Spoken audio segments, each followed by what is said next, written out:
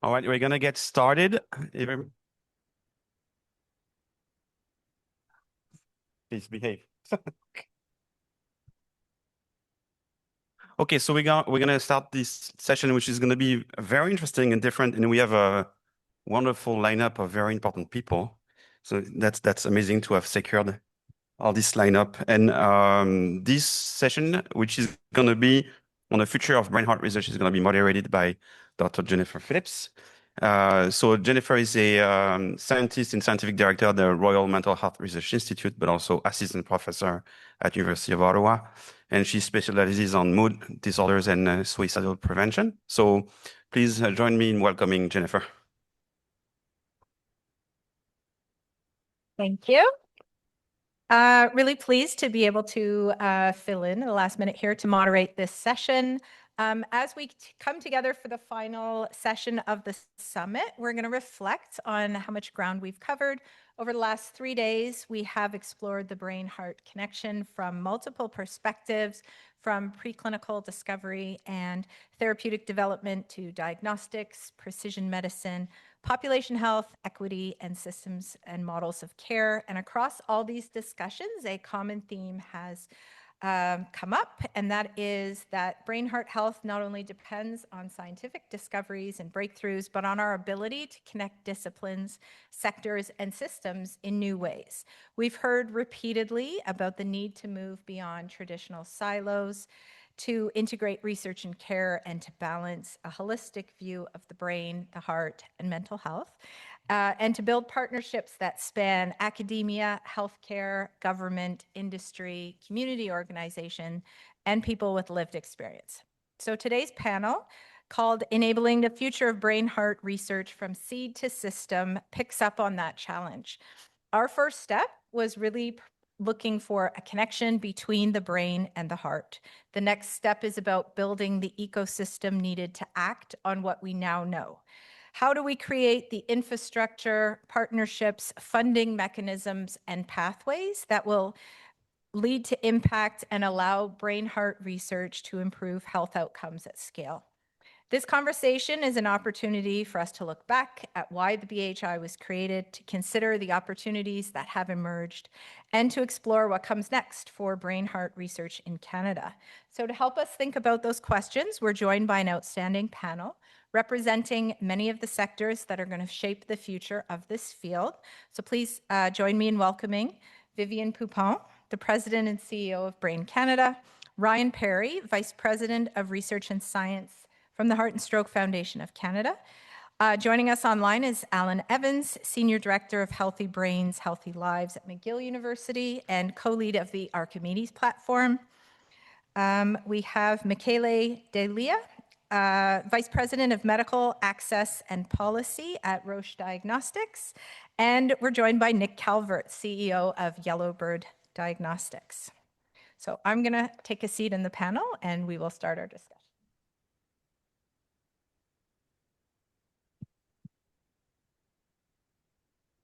Okay, so we will start by reflecting on the original rationale for creating and supporting the brain-heart interconnectome. So we're going to start with you, Viviane. What problem or opportunity, from your perspective, did BHI originally, was it created to address, and are we seeing that vision materialize? So I'll start by reflecting on different levels, because I think that question has different layers. And so, you know, I'm a neuroscientist myself, and I think it also stems from things we've seen in the past decade, which is neuroscience slowly opening to the fact that there's a neurovascular unit, that, you know, it's not just neurons or it's not just the immune response that are actually triggering disease. And on the cardiology side, that realization that what's happened in the heart has repercussion in the rest of the system. So I think it's a natural convergence of worlds that has been happening. And so for me as a neuroscientist, it's really nice to see these conversions and this community starting to be created. Then, wearing my hat as the president and CEO of the Brain Canada Foundation, the reason why our organization exists is actually to remove silos. So originally to remove silos within the brain with that one brain approach that's been promoted since 2011, which is really about there's one organ that functions as one unit. And so the disease silos is artificial. Of course, there's symptoms and you need to encumber some of the specificity of one disease, but there's a lot of common mechanism. There's a life course that happens for an individual. And so how can we recognize, and we need to bring together, Jesse was talking about that yesterday, mental health. So psychiatry, neurology needs to work together because that's one organ, and there's risk factors of one disease are, one disease is a risk factor for another one. So it's all important to create that ecosystem of this is one brain. And then for us, of course, now it's going beyond. It's the one brain with a body, with the environment. So these are really visions and strategies for our funding. And so it's important then to have partners who have, aligned visions, but also organizations like the Heart Brain, going back to the Brain-Heart Interconnectome, which are places, that are actually allowing this dialogue to happen. So that are going to, we are funders, we give money away. You are the one doing the work, connecting at all the levels that are necessary. And so at the end, it's your vision that is the vision that will happen. Excellent. Go ahead, Ryan. Yeah, thanks. And it's, first I'll just start by saying it's an exciting time where we are with the science. Being here the last couple of days and hearing about the state of the science has been really exciting to see the progress. The foundation initially started out as a heart foundation, right? And over time, it became apparent that stroke was a vascular contribution to brain injury, and we became Heart and Stroke Foundation. And then further evolution, and back in 2019, so every February, we reproduce a report for Heart Month. And back in 2019, we produced a report called Interconnected, and really was a great technical report outlining the connections or the associations between cardiovascular conditions and stroke and vascular cognitive impairment. That was a great technical report. We generally produce those reports to generate excitement in community and with the public to seek donations. We are a foundation. That fell flat. It was one of the worst accessed reports that the foundation had. And it's because the public wasn't ready for this yet. And I think this is, why do I tell this story? One, it was piquing our interest. Like, we continued despite the report not necessarily resonating with the public, but it also demonstrates that that's where science heads. It goes ahead of where the public is. Right? And when we're seeing yesterday and the day before, you're starting to see those that live with these conditions are starting to understand the connections, but those are people that are experiencing it, and it's just getting that understanding out more broadly. But from that report and having like-minded partners, we saw an opportunity to start investigating these linkages and understand them more deeply. And so there was a competition to support research around the interconnection between, because we're leading it, the heart and brain versus the brain and heart. And really, I think that was part of the stimulus to catalyze what's happening today. And bringing those connections closer. And, Brain Canada started at the brain, recognizing there's a vasculature there. We came from the heart, recognizing that the vascular was connected to this whole neural network, as well as the neural network is connected to the heart, obviously.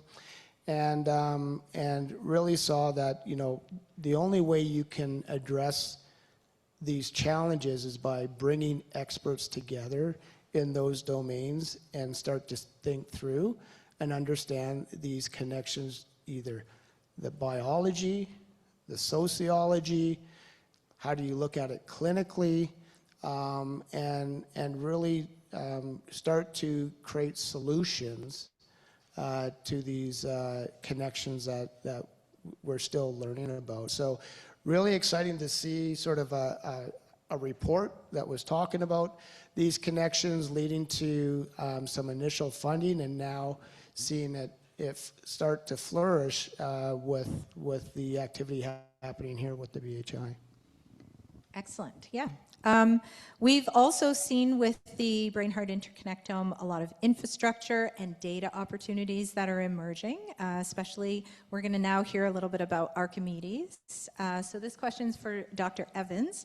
What becomes possible scientifically when we begin studying the brain and heart systems together using integrated infrastructure and data? Well, thank you for the invitation to attend. Hello from beautiful Bordeaux. I thought, given the logistical challenges, I would show just a couple of slides. Don't worry, it won't be an extended presentation, just to set a scene on what is Archimedes. I'm going to share my screen. I hope you can all see that. Coming, yes. Beautiful Turner painting. Okay, so Archimedes is a combination of infrastructure that was developed originally for brain within the Healthy Brains, Healthy Lives initiative, and it has been advanced and extended by the Brain-Heart Interconnectome team to develop an organ disease agnostic platform. It's made up of 4 separate components that I will just briefly touch on in the following slides. The most important thing that I want to make from this for this presentation is the work that we did within HBHL, Healthy Brains for Healthy Lives, to look at the propagation of misfolded proteins in brain, amyloid, tau protein, and alpha-synuclein. This top slide is probably the most important one to convey. This was a study that modeled the propagation of beta amyloid, which has been associated with Alzheimer's disease, across 4 different clinical groups. This was derived from about 2,000 patients in the ADNI study. What you'll see on the top left is that as you go from healthy controls to Alzheimer's disease, there's essentially no difference in the production of beta amyloid across those 4 clinical groups. On the top right, on the other hand, you see the clearance of those beta amyloid is increasingly increases from healthy into healthy controls, and it's very low in Alzheimer's disease. So what this is telling us is that the buildup of beta amyloid in the brain is a result of underclearance by the lymphatic system and by the neurovascular system rather than overproduction. This has profound consequences for drug design. So we developed a platform which allows us to capture all of this information within Archimedes: imaging, genetics, behavioral, biospecimen, electrophysiology, to capture all of the phenotypic information about vascular dementia and brain disorders. This allows us to capture all of the information from data sets like the UK Biobank. We can process all of this information in high-performance computing platforms and cloud services across the country and internationally in what we call CBrain. This has been made available across the country with platforms supported by Brain Canada. Thank you, Viviane. Canadian Open Neuroscience Platform allows us to share data and tools across the country. And we can also share clinical and biological tissues across the country in an open context. This is the so-called CBIG repository, also supported by Brain Canada. Lastly, These kinds of projects across the country already exist. A salient example of this is the Canadian Consortium for Neurodegeneration in Aging, a pan-Canadian study on dementia. One of the major elements of that is vascular dementia. And this is a study that captures deeply phenotyped information all across the country. Where are we going with this? Ultimately, we want to bring all of that information from the large-scale big data neuroscience and clinical research to the bedside, such that we can inform individual patient management. This is an opportunity that exists right now for Canada. I think we're well situated in terms of the infrastructure, and its next step is to bring this into the bedside, into the clinical application. That's all I want to say. Excellent. So we can really see that the infrastructure and data opportunities that have arisen through the brain-heart interconnectome will really power and provide an engine for our future work.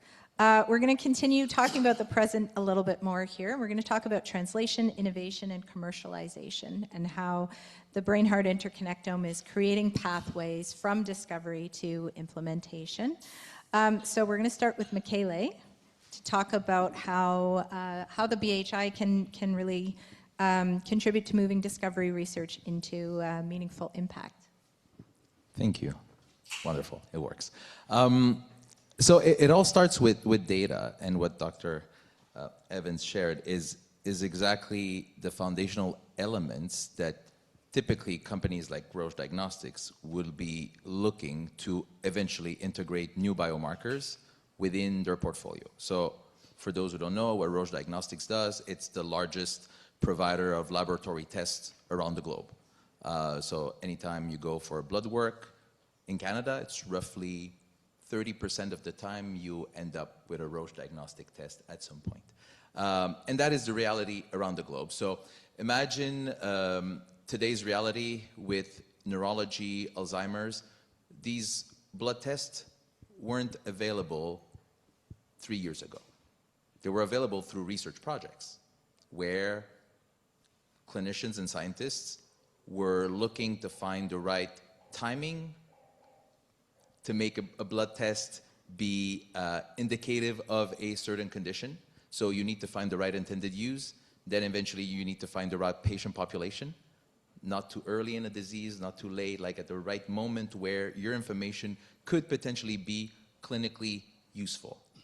And what prevented these biomarkers to be utilized in clinical pathways is that people were telling manufacturers, such as Roche, well, there's no cure, so why should we test? And that goes a bit against knowing, preventing, and making sure that people understand what is the risk, what may happen, and what could you do between knowing and eventually assessing your condition. And it took a few drug makers to come up with interesting clinical trials results to eventually get a lot of people excited about blood-based neurology biomarkers. So here we are today. Lots of companies now have in their pipeline these biomarkers. And the connection with what you all do here within the interconnectome is basically generating the data, not only for, I don't want to say the end point, which is a neurological disorder, but mostly in the prevention. And when we look at the burden of the healthcare system, we need to act more earlier. So generating all this data, making sure that we can find the right biomarkers, making sure that we can connect the biomarkers with everything else that individuals that are participating in your research provide you with. Lifestyle, other measures of the physiology condition. Now we're at the stage of basically creating digital tools, digital applications that will take one biomarker and add a number of different factors, and eventually people will know their risk of something. This is already happening in certain conditions, And in the prevention stage, what's limiting is the quality of data. And through the work that you're all doing, you're getting there, getting to the quality of data. So I'm going to stop here because I believe there's another question later on something that is even more tangible, which is how do we change clinical practice and clinical pathways? And that's also another piece of your work that is very important. Great. Just one quick comment. It just makes me think how exciting the cross-cutter aspect of BHI is, that the focus on engaging patients in asking the right questions and in collecting the right data to go with the biomarkers and making sure that we're looking at equity and all of these aspects to really inform it, because it is being developed in real time. So that's for me what's really exciting about the BHI as well. Nick, we're going to get a tangible example, I think, of a BHI project that has gone from discovery to implementation, and you can tell us a little bit about how that, whatever you want to tell us. Yes, I mean, I don't think it's overexpressing to say BHI was instrumental in really helping push Yellowbird forward to where we are today. And I was lucky to be in the driver's seat when this started off. You know, for those of you who don't really know me, my background, I was a student at the University of Ottawa finishing my PhD, and we had some exciting work out of Adam Schuhendler, who was supposed to be here today and unfortunately couldn't be, his lab. And so I still remember moving forward, and the whole path was we had a really nice PET diagnostic agent for the brain and the heart, and we wanted to move this forward in clinical and see how this can help patients. And that's a big, tall order, especially as a grad student and professor who have never done something like this before. And along came BHI, and it was with the opportunity to take this forward to help us not only financially, but help with introductions, to help actually bring this to the clinic for the first time. And not only that, the confidence that a grant like BHI and a group like BHI brought forward for our investors at the time, our other partners in the clinic, it was huge. And really it helped launch this forward. And I was just saying earlier today, we're actually now with our first phase 1 clinical trial, as of today, patient 11 out of 12 being scanned and finishing up next week. So that's been super exciting with some really interesting results. But I mean, when I was in science, and I can speak for Adam on this as well, when I joined his lab, all we wanted to do was to make things to help people. That's why we do this, and I think that's why a lot of scientists in the room do this, right? It's to bring something forward in the lab and actually make a difference in the world. And I don't know how you do that without programs like this. Honestly, I don't. And the amount of financial effort it takes, the amount of work it takes, the amount of know-how it takes to bring something from the bench and into the bedside, which is a phrase we use all the time, it's massive. And this is legitimately the first program I've seen that's actually stepped up, put the money down, put the expertise down, and helped us do it. So I couldn't be more grateful on behalf of myself and the company to do stuff like this. And this is what we need to do. We need more open-minded programs like this to help us bring things forward. Whether it's going to work or not going to work, we always say in biotech, it's a fail-fast business, right? You want to get things out there and figure out if it's going to work or not, because there's always benefits to patients that can be seen. Great, it's very exciting. We're going to move back to funding, actually, and talk to Ryan and Viviane again, reflecting on the broader ecosystem and community building opportunities that have been created through BHI. What kinds of partnerships, peoples, and capability do you see that are needed to accelerate the field further? You want me to start? So one of the first things I think people think about with a funder is money, right? and that's an obvious. And I think there's opportunity there. And when you think about the BHI and you think about finances, the general story or the message is resources are constrained, right? That's kind of what you hear generally in the system.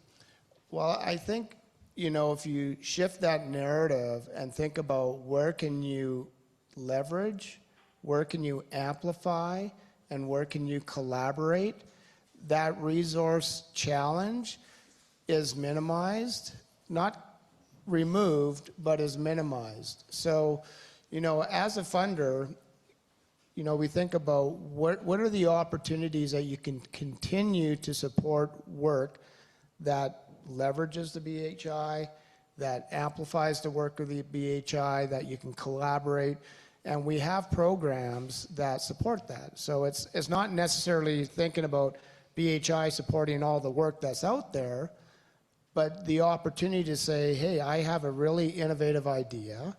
I know there's resources that you can leverage within BHI, whether it's ARCHIMEDES and the data availability, maybe it's another expert in an area that you haven't had an opportunity to work with, and you bring that idea to bear through a project grant competition or application, or through a grant in aid.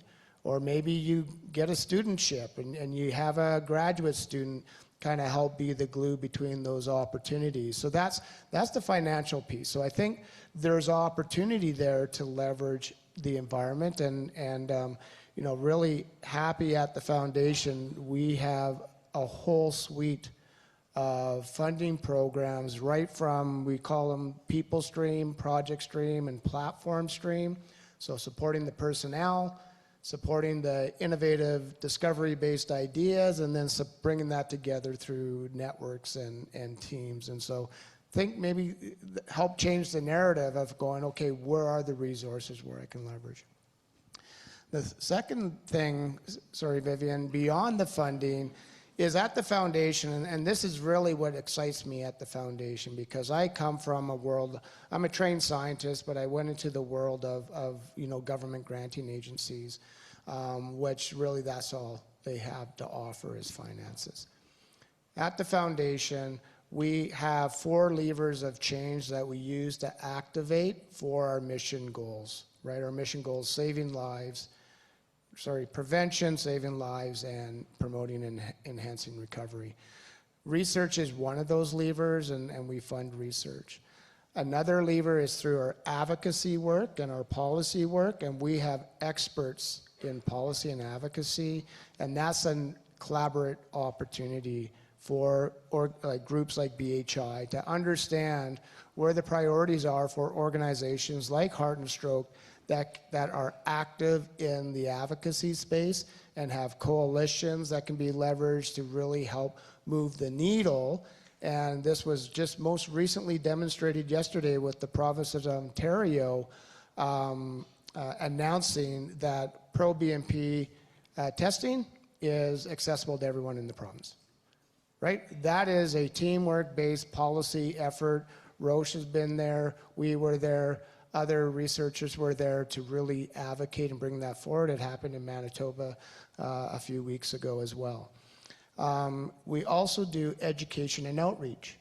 So, you know, things that would help people understand their risks, understand their condition, to support their knowledge base. You know, we have that lever to create awareness. We have a tool called the Risk Screen tool that is publicly available to anyone that comes to our website. You can do it on the subway, you can do it on the bus, you can do it at home, you can do it wherever you want, and it's an evidence-based tool to help you understand your risk. And as new evidence comes out, we'll add that evidence to the tool, right? And so that's another opportunity to collaborate.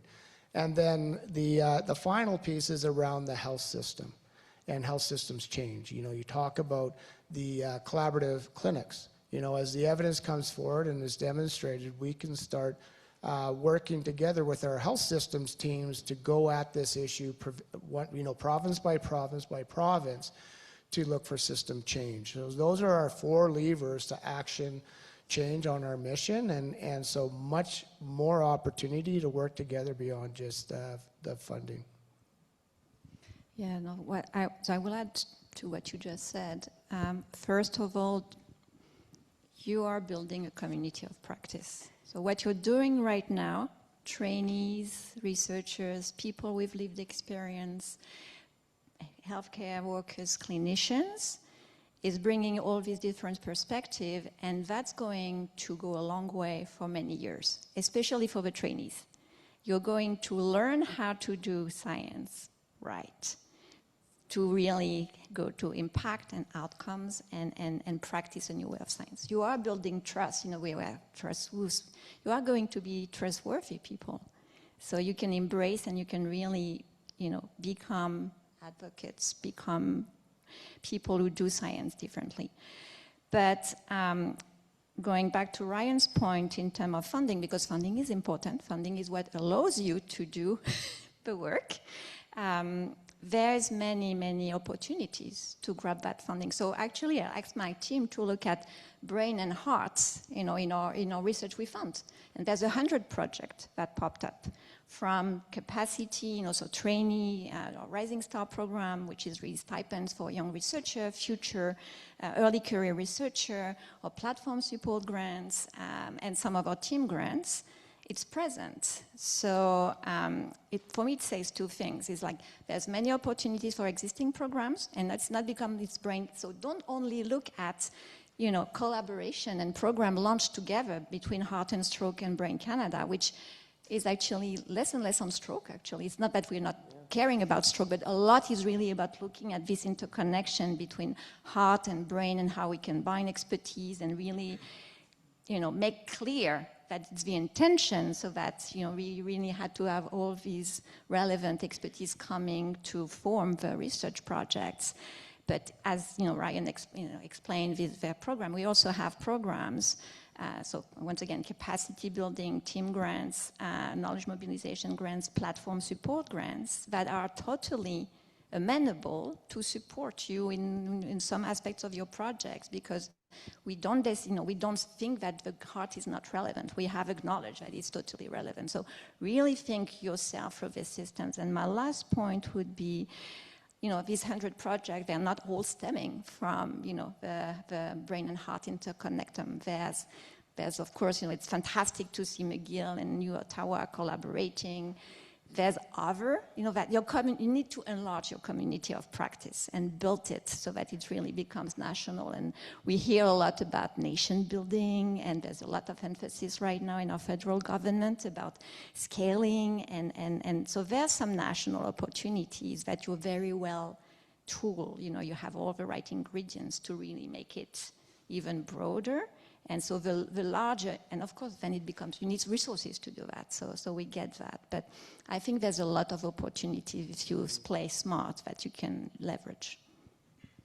Thank you. It is true, as a scientist sort of on the ground in Ottawa, it's remarkable really how influential these initiatives have been. And a lot of people not funded by the Brain-Heart Interconnectome directly. You might develop a project with new partners, and then if it's not funded, it doesn't just disappear, right? You go seek other funding, or you try to think about how you can incorporate a little bit of heart in your brain research or a little bit of brain in your heart. And it's really exciting to see kind of a lot of the city moving in that way to develop, as you're saying, like sort of national level capacity to sort of lead in that area.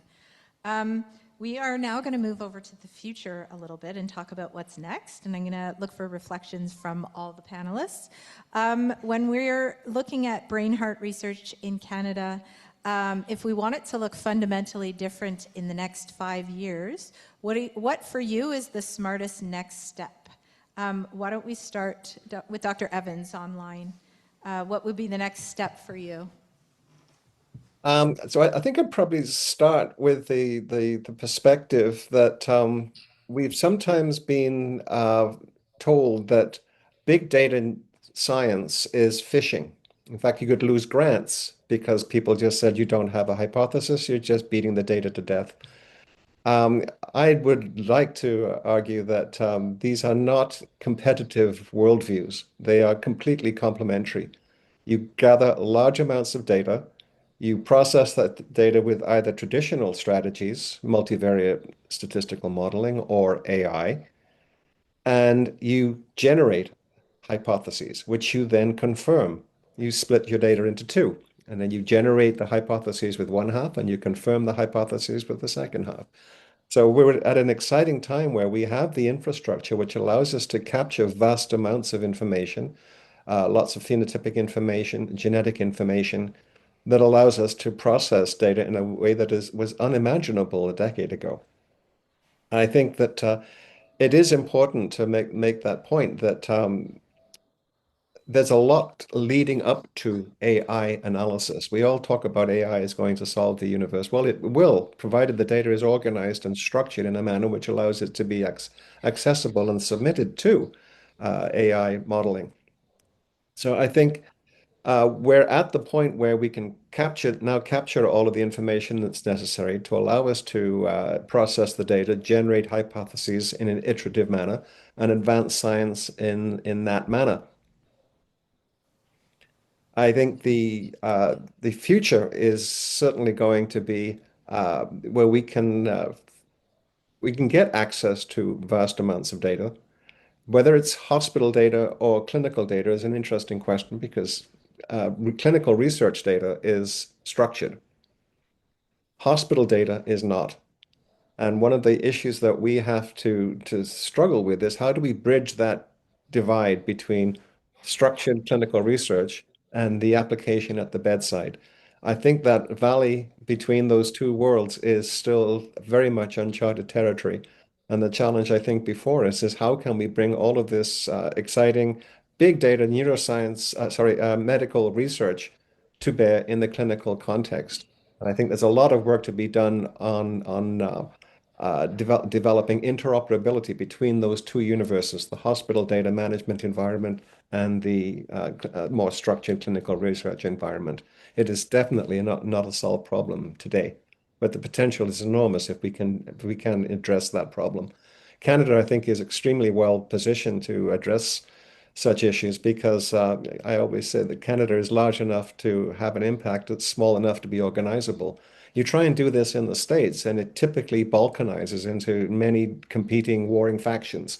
I think Canada is well positioned to address this thorny issue with the infrastructure that we already have in place. But building those bridges between clinical research and clinical practice is still open season. I see a lot of nodding on the panel. Does anybody want to follow up with your next step? Okay, go ahead, Nick. I can build off that end piece a little bit. And I mean, there's two things that jump out to me for the future. And I mean, this was talked about a second ago here, but it's collaboration, right? And I think one of the things we did fairly well early on was when we would develop things in the lab is being collaborative, right? It's finding out, is this a real problem? How do we solve it? How do we use the scientific tools to continue to work on this? And is this a problem for physicians? And how do you bring them into the picture from a clinical perspective? Because all of this comes back at some point downstream. So it's really working together with all of, call it, the key players that kind of go through that pathway from bench to bedside to actually move something forward. So I think collaboration is really important because as you keep moving this down the chain, there's more and more people that need to be involved with it to actually make something from scientific discoveries exist. And then I think I touched on this in my last point, but it's really types of programs like this that are going to enable us to allow for translation. It's really difficult to find grants and sources of funding that will let us actually do this type of translation. This has been, if not the only one, the best one so far, and I think that's the right thing to keep moving forward. We have to keep translating things here in Canada. We have fantastic scientific programs. We have fantastic research. We have to find ways to move it forward, and this really takes a big barrier away from doing that. Excellent, thanks. Go ahead. I think the future is based on our collective responsibility to make it better for every Canadian, regardless of where they live. The BHI has created a cluster of champions. Of course, most are based here, but also in other cities across the country. And you as collaborators, researchers, your careers will put you in different places as well. That knowledge needs to touch Canadians at every stage of where they are with brain and heart. Hopefully, everyone will continue their lives very healthy, but that's not the reality. So how do we get the right research that was done here in order to become something part of the pathway of clinicians, but not only clinicians, but also in people preventing this from happening? And how do we ensure that this is not another project that was heavily funded, that is very successful within these walls, but that actually it changes the way Canadians will see how their brain health and their heart health is, and what eventually could prevent the burden of both diseases. And where I'm going with this, it's as a company, we we know how much time it takes, and we only focus on one biomarker at a time, but let's take NT-proBNP. NT-proBNP, many guidelines around the world. And in Canada, it started in 2008. And just recently, there was Ontario and Manitoba that finally got this funded. That's one biomarker. 2008, many clinical practice guidelines. Some clinicians are already using it. Problem is that if you don't live in the cities where the hospital is using it, then you don't make it equal for everyone. The good thing is that the world goes faster now. So the opportunity is to take all the good research that was done here and to intervene in the field. Be bold, be intentional, try something. And we saw this happening with perioperative clinics. So now if you're at risk when you undergo a surgery, you have a pre-op assessment. And eventually you also have post-op monitoring. Why? Because we don't want people not dying from their surgery, but dying of septicemia, heart attack, stroke.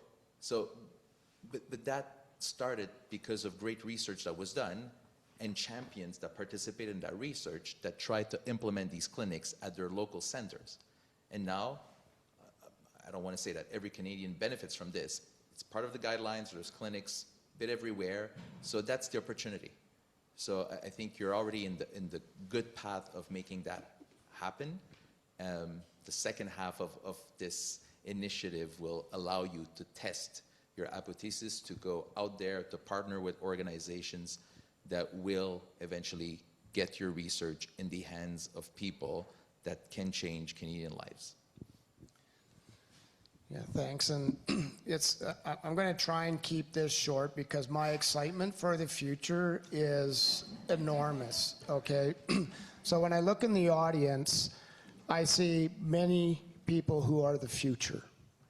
Many people who will bring new ideas, new ways of thinking, new opportunities to address this problem. And the problem is not going away. We know that cardiovascular disease continues to be a leading cause of death and morbidity in the country, accompanied by increased prevalence of stroke and neurological conditions. And we are improving our understanding of how these are related. So this is not going away. What has changed in the environment is the BHI.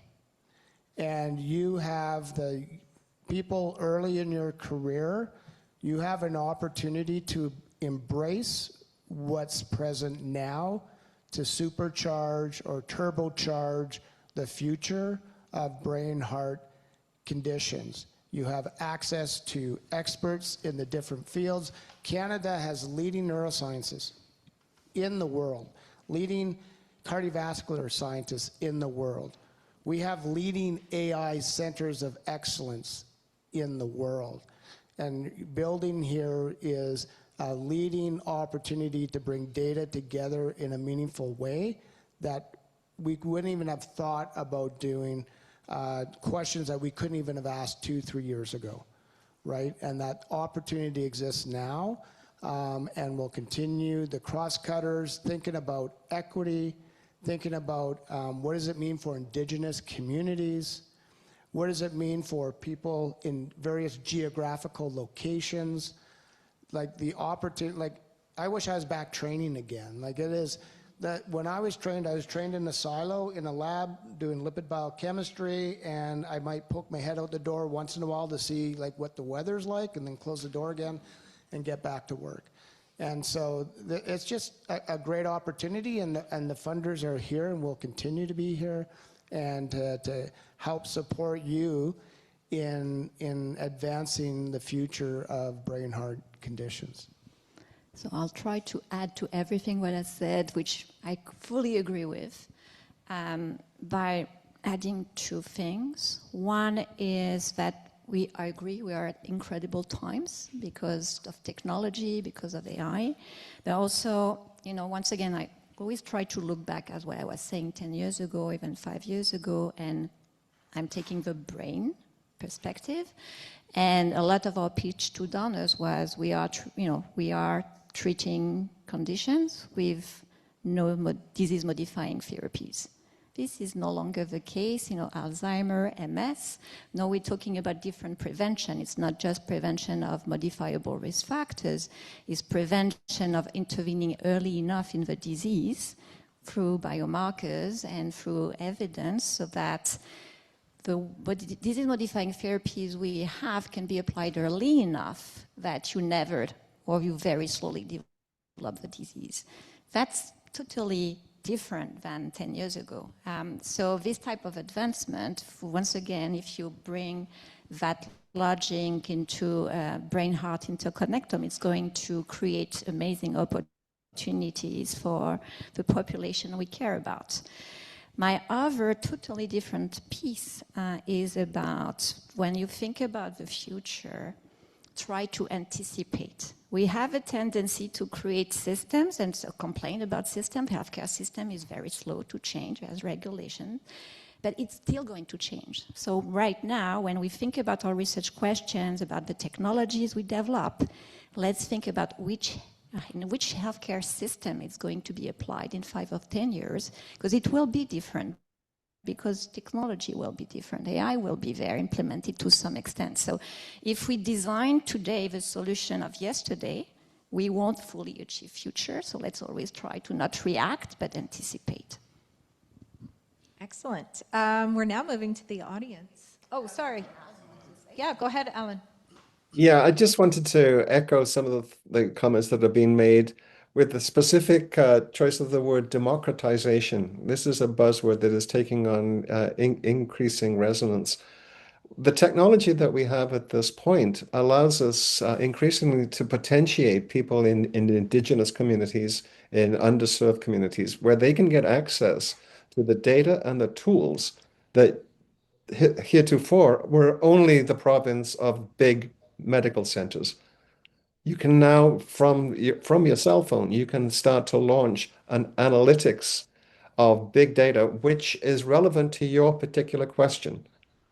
And I think that this is changing the entire ethos of how we do medical research. We are allowing underserved populations to ask questions which are of direct relevance to their situation on data which is derived from their situation. They still have ownership of those data, but they can get access to the tools that allow them to ask questions of their own data in a manner which was inconceivable a decade ago. Excellent. So hopefully maybe somebody in the audience has had a chance to think of some questions you want to ask so that we can broaden the discussion about the past, present, and future of the BHI. And where you think we should go, or? I'm going to tell you where we're going. No, I'm just kidding. Thank you, everybody. That was fascinating. And I have a question for the founders, Ryan and Viviane, just because I want your money. No, I'm just... So you're aware of the fact that CHR is probably going to move to 1 competition a year. I mean, it sounds to be the case. And I'm wondering if, leveraging on these opportunities, you would have ideas on team fundings and moving away from that lab individual funding and kind of a siloed funding. I know Brain Canada is already funding platforms and networks, but kind of pairing those, 2 institutions or founders, having a brain, heart and stroke, whatever direction you want on team funding and larger consortium funding, knowing what's going to come with CHR. So actually, I'll speak for Brain Canada, then I'll speak for both of us, and then Ryan can contradict me and say whatever. But so in terms of project-based, our approach have to be team-funded.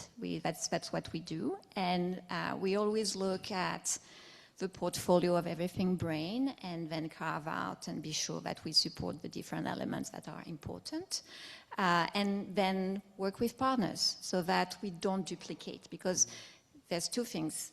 that are important. When you have it and you want to promote a team-based approach, you don't want to overburden the same team to apply to different funding streams, because then you apply your same project to 3 funders and it becomes totally a waste of time for everyone.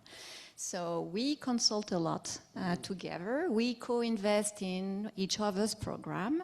And so there's regular conversation about what needs to happen, what can happen. Also respectful of other communities we need to support. But for sure, it's as I said, it's something that is already inherently supported independently and together through our organization. So it's not going away. We're very aware of that as a priority. Yeah, the partnerships is a big part of it. You know, I alluded to how we think about our funding programs. We think of them as people, projects, and platforms, and they're not distinct, they're interconnected. If we don't have the people to do the work, we won't have the people that come up with new ideas. And if we don't have those new ideas, we won't be able to bring those new ideas together through networks. So we see that there's an intentionality to how we invest in the environment. You may ask, well, your grant in aid is a project-based, investigator-driven program. How is that different from the projects at CIHR? Given that the CIHR funding is quite a bit larger than what we provide through our grants in aid. And it's kind of a question I had when I came to the foundation a couple of years ago, because I used to be part of the leadership at the Institute of Circulatory and Respiratory Health at CIHR. And one thing that we heard when I was at the Institute is that the project grant competition is a great driver of innovation in the country, but it has a equity play for new investigators. So there's a right sizing to ensure new investigators are supported. And then the senior investigators had very well-developed programs that were successful in the project competition. And who got squoze out? Mid-career. And so when I came to the foundation, one thing was starting to look at our programs more intentionally, do analysis, create data. I'm a scientist, I want to see the data. And what we learned from the analysis of our grant and aid, 50% of our grant and aid funding goes to mid-career investigators. And so what the hypothesis is for me is that through that funding, without it, we would lose senior investigators dedicated to heart and stroke, because they would be pushed out at the mid-career level and not be able to continue their program. So we see the grant and aid as continuing to drive the innovation of programs to keep investigators in the game that can then compete at CIHR. So we see that as a core continued program for our organization, and without that, we wouldn't be able to do the opportunities on teams and networks that we do with partners like Brain Canada to bring those worlds together. So we see an intentionality there. What that means with changes at CIHR for our programs, we'll have to wait and see. But right now, that's sort of our working hypothesis. We count on you. So I'm just adding that one word is I dream about receiving an email from Brain Canada and Heart and Stroke Foundation for a call on Brain Heart Anything project, because I receive a lot of emails. I'm like, shoot, I cannot apply to this one. It's again on ALS or Parkinson's disease. But something on Brain Heart, something on, even the AHA recently put up a call for, I think, scholarships, but vascular underpinnings of neurological disorders. I really look forward for you guys to come up with something. Well, just to create some awareness, right, you know, and give us some kudos. So we had the Impact Awards, right? That was specifically, you know, brain-heart connection stuff.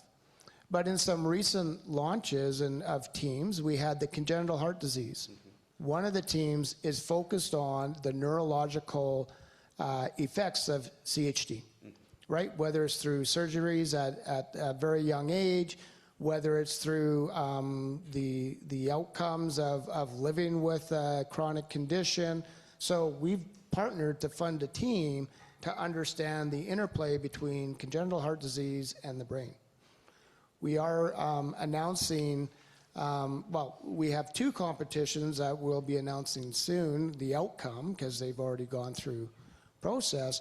One is on Women's Research Networks of Excellence, where we've partnered again together, looking at rehabilitation of women in heart-brain.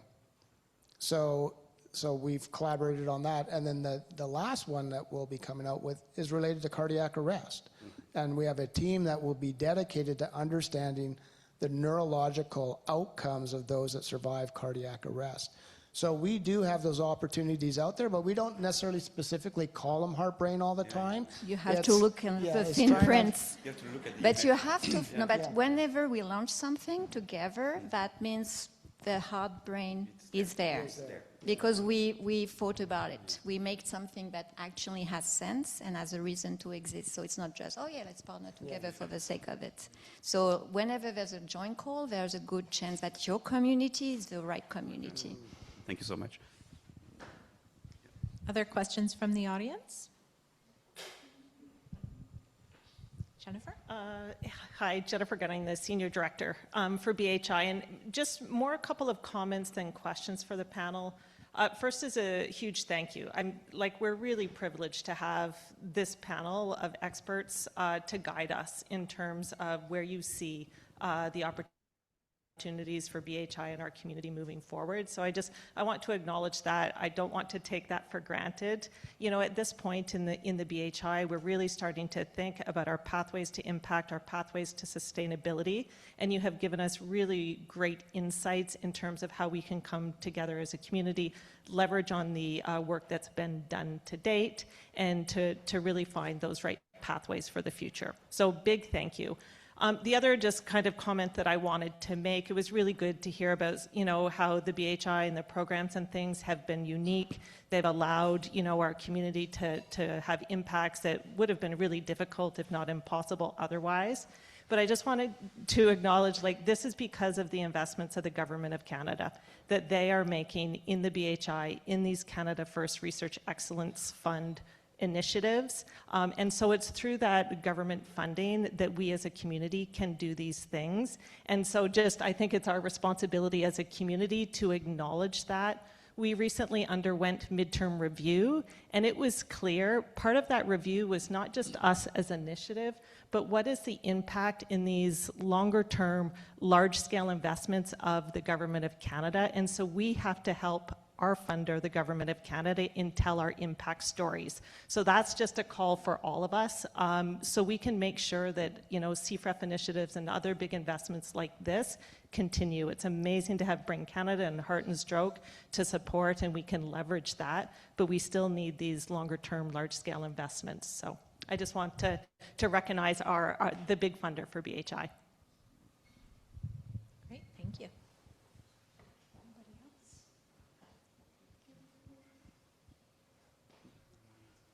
Okay, well, we are right on time. Yeah, so this has been really exciting to hear about the perspectives from funding, from academia, from industry, and the one thing we didn't touch on too much maybe was about trainees and capacity building and just the tremendous opportunity that exists throughout all of these industries. I feel like this is like a career panel a little bit as well on where one might go in this field. But thank you. This has been really, really helpful and really exciting. And I think next on the agenda is trainee awards.